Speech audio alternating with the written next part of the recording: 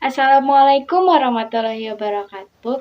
Welcome to my YouTube channel. Perkenalkan, nama saya Amanda Sinur Anggraini dengan nomor induk mahasiswa 102211136.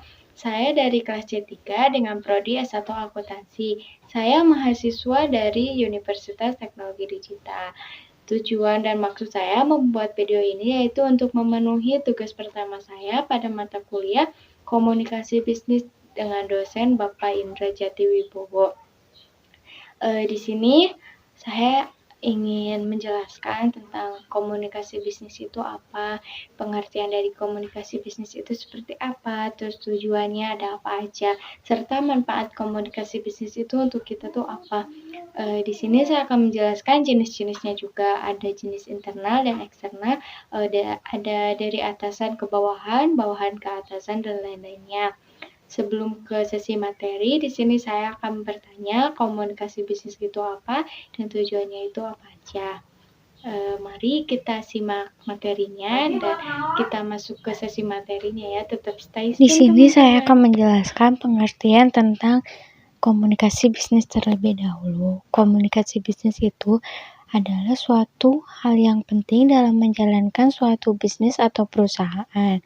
Komunikasi ini bisa diartikan sebagai suatu komunikasi yang dilakukan secara verbal maupun non-verbal, di mana dalam komunikasi ini berisi pendapat, ide, gagasan maupun informasi.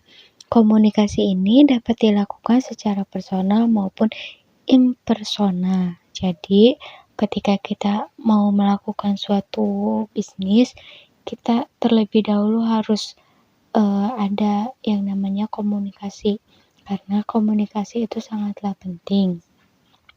Bila mana komunikasi itu tidak ada, maka akan terjadi suatu kesalahpahaman yang mungkin bisnis tersebut tidak akan berhasil dan akan mengalami kegagalan karena kurangnya komunikasi antar saya dengan rekan saya. Misalkan karena saya mau membuka bisnis dan di situ saya kurang adanya komunikasi dengan teman saya, akhirnya terjadi adanya perdebatan atau adanya suatu kesalahpahaman yang mungkin masalah itu tuh sepele, cuman bagi teman sayanya karena kurang komunikasi, jadi kita tuh ngerasa nggak mau kerja sama antara saya dan teman sayanya.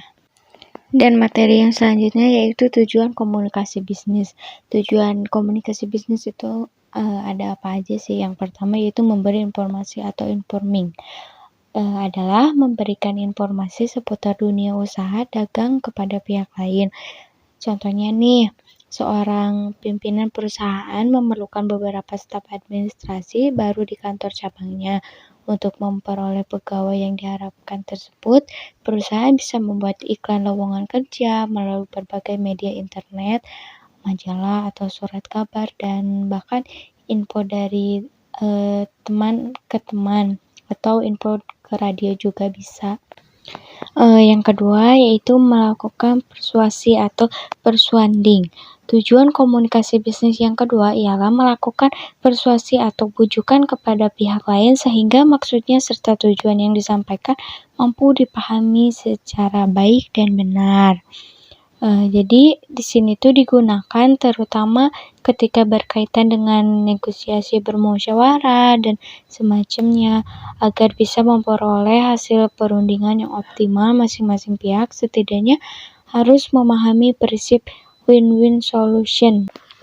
Yang ketiga yaitu melakukan kolaborasi atau collaborating. Melakukan kolaborasi ini dengan pihak lain merupakan salah satu tujuan komunikasi bisnis yang tak kalah penting. Melalui jalinan komunikasi ini, seseorang dapat dengan mudah menjalankan suatu kerjasama, entah itu dengan pihak domestik atau juga perusahaan asing sekalipun.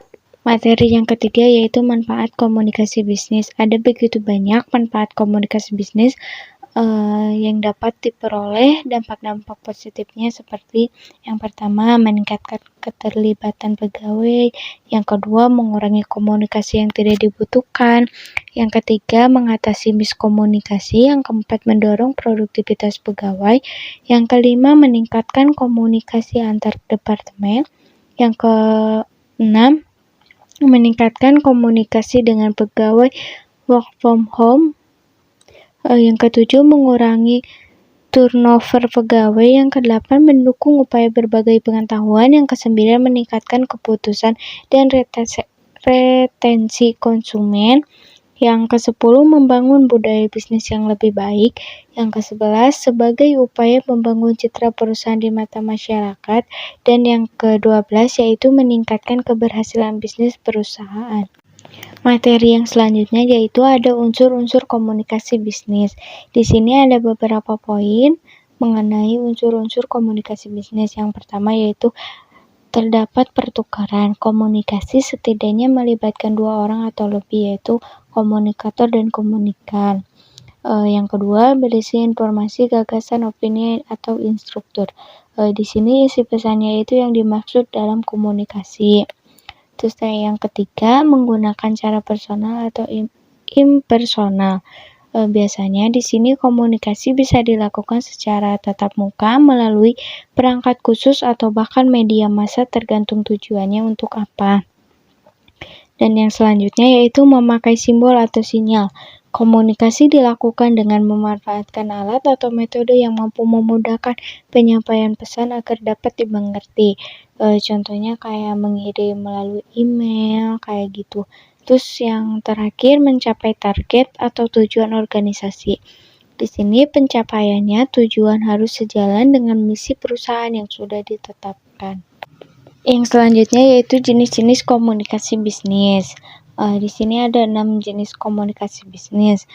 Yang pertama yaitu komunikasi internal. Komunikasi internal adalah interaksi yang terjadi di dalam perusahaan atau organisasi, sehingga komunikasi ini hanya melibatkan anggota internal dari perusahaan tersebut, seperti bertukar gagasan secara langsung atau juga telepon dan email. Contohnya komunikasi internal, komunikasi antar sesama pegawai atau atasan dan lainnya yang terjadi tanpa memperhatikan tingkatnya. Yang kedua ada komunikasi eksternal. Komunikasi ini berbeda dengan komunikasi sebelumnya. Komunikasi eksternal merupakan jenis komunikasi yang terjadi dengan pihak luar, seperti adanya kerjasama, pelanggan, vendor, dan lain-lainnya, akan tetapi tidak seperti dalam tingkatan internal. Komunikasi eksternal cenderung bersifat lebih kompleks serta kurang teratur. Yang selanjutnya ada komunikasi vertikal. Komunikasi internal tidak memperhatikan tingkatnya, maka kontak yang diperlukan vertikal ialah sebaliknya. Dalam hal ini, komunikasi dalam perusahaan terjadi secara timbal balik antara tingkatan saja, misalnya komunikasi antara direksi tanpa mengikuti sertakan bawahan. Yang keempat ada komunikasi horizontal. Komunikasi horizontal ini adalah tipe horizontal yang dilakukan di antara satu tingkatan atau jabatan. Biasanya jenis ini cenderung bersifat non-formal dan lebih santai dibanding komunikasi vertikal. Contohnya, misalkan komunikasi antar karyawan yang umumnya tidak begitu serius, sederhana, dan mengandung banyak gurauan atau candaan. Yang kelima, ada komunikasi dari atasan atau bawahan. Komunikasi ini disebut juga sebagai komunikasi internal ke bawah. Dalam konteks tersebut, komunikasi haruslah memperhatikan jabatan atau tingkatan pada suatu perusahaan. Misalnya, komunikasi yang dilakukan seorang pimpinan kepada pegawainya. Dan materi yang selanjutnya atau materi yang terakhir, yaitu ada komunikasi dari bawahan ke atasan. Komunikasi ini bersifat kebalikannya, jadi memperhatikan tingkatan dalam perusahaan sehingga tidak dapat dilakukan sembarangan. Contohnya ketika pegawai memberikan laporan rutinan kepada pimpinan atau kepada atasannya.